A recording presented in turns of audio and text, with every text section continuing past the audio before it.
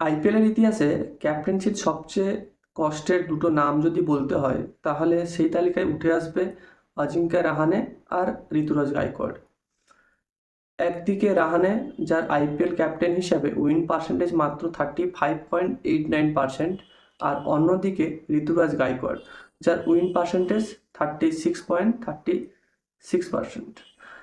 শুনতে সংখ্যা ছোট, কিন্তু এই সংখ্যার পেছনে লুকিয়ে আছে হার, চাপ, ট্রোল আর ভেঙে পড়া এক্সপেকটেশনের গল্প। ভাবুন তো, যে খেলোয়াড়রা একসময় দলের ভরসা ছিল, আজ তারাই হয়ে গেছে স্ট্যাটের সবচেয়ে পেনফুল চ্যাপ্টার।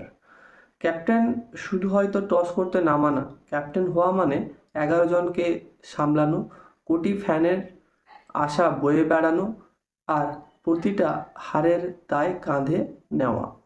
কিন্তু প্রশ্ন হলো, এটা কি সত্যি শুধু রাহানে বা ঋতুরাজের ব্যর্থতা, নাকি দলের ব্যালেন্স, পুয়ার বোলিং, রং স্ট্র্যাটেজি আর প্রেশার তাদের এই জায়গায় এনে দাঁড় করিয়েছে?